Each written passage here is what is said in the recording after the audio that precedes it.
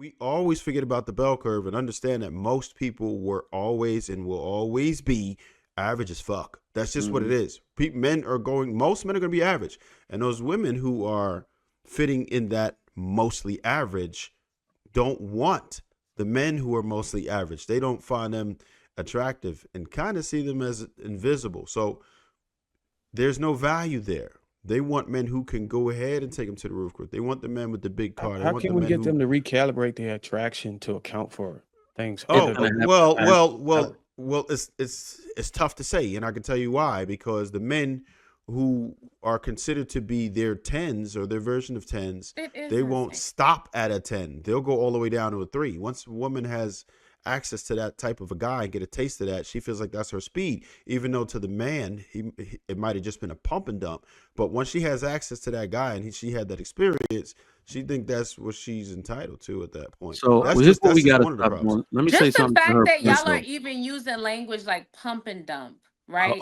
But a $300 date is too much to ask for. It is too much. It is too much. But it is. We gotta stop. Hold on, real quick, DJ. Pump and dump is too much. Hold on, DJ.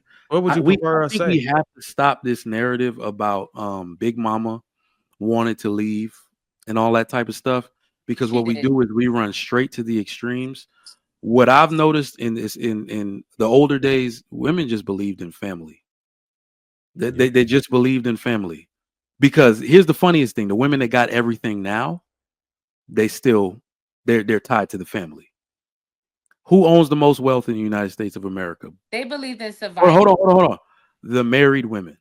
They own all the wealth because they got whatever they got, and they got their husbands too. So it's like who are the poorest people in America? The people that disassociated themselves from their family. I need stats. Stats? Okay, I'll give you some stats. But women own the most wealth.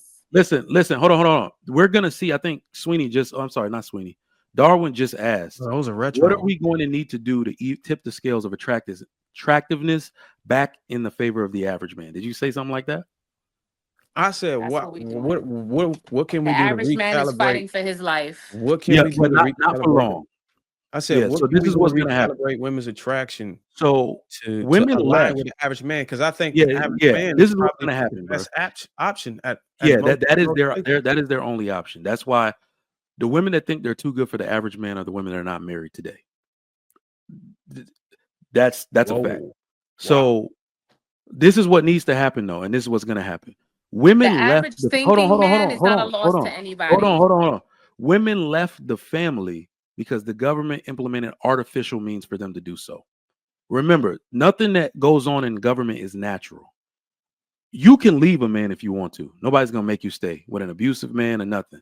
But trying to remove a man's children away from him, then make him pay for those children without seeing them and having custody, that's artificial. So what's going to happen with Trump and all of these people, they're about to dismantle the family court system as it stands. They're about to. You can see the writing on the wall. Mm-hmm. Because you don't even have to put it in a man's favor. You just have to make it fair, and then women won't like it. All right? If they said that you were going to keep the child for first 9 years, meaning the women, and the man got to pay you child support, and the man gets the children for the second half of their childhood, and you got to pay the man child support, what do you think the women are going to do? They not paying nobody no damn child support, bro. We got to remove all of the artificial means for women to misbehave in our society. They misbehave because they believe they're going to get the children in the end anyway. So let me ask you this, Trigger. Do you think that if Kamala Harris would have got elected, would that further the misbehavior? Absolutely. So this is exactly why women voted for Donald Trump. It's crazy. Women voted to uphold the patriarchy. I'll never believe it. I'll never believe it in my life that they did this. But it's because Kamala Harris it's not Kamala Harris. White women. Hold on. Herself. It's not Kamala Harris herself. It's what independence represents. If you empower a man or a group of men, they tend to start families. If you empower groups of women, they tend to destroy families. So Kamala Harris winning equals female empowerment. Women empower, women in high government positions, women pushing narratives of independence. That destroys the family structure. So that's all her presidency would have meant. More things for women and more ways for them to not want to compromise and negotiate with their male counterparts. To answer your question, Dark. Okay. So yeah, basically to Trigger Mike's point, if all things were treated fairly, you would actually start to see more families form. If all things were treated fairly, if the court system treated men fairly, if there was no incentive for her to keep the children away from him, he had the kids. I would actually make the argument that you would see a lot of women willingly give up their kids. Yep. If there weren't no incentive for them to keep them. So let me ask you this. if I can't get you keep them then. Then you keep them goddamn kids then. I don't want that money. So y'all really think y'all little $150 a week be changing the world, huh? Oh, yeah, y'all really think that? Y'all really think that y'all be so like? hold on. Here's what I got. Hold on. Hold on.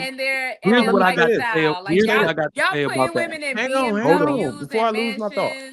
And condos and townhouses. That's what y'all child support does. That's what no. What I'm saying is what child support does. Hold on, Trigger. Let me say something. Damn. So, Sweeney, you said that if the court system was fair, that it'd be more families. I just want to clear that up first. You said that, right? Mm-hmm. So that means that men would probably marry more often, right? It wouldn't be that men would. Well, yeah, men would marry more often. They would. Men would marry more often. So if women complain that men are not marrying, and they know the reason why we're not marrying is because the court systems are unfair. Why aren't they out in the trenches trying to develop policies to make it fair? Because they don't believe that the court system so they can get married more. Y'all don't marry nobody. Y'all don't marry black women, white women, brown women, yellow women, orange women, green women. Y'all don't marry not motherfucker. DJ, you just Sweeney, come on. Come on, y'all. All y'all do is lie on this fucking panel. That's that you would entirely day marry. in and day out, y'all fucking lie. That shit is crazy. Damn. Real quick, Darwin. All day. That's what y'all do. Just to say this real quick to your question, Darwin.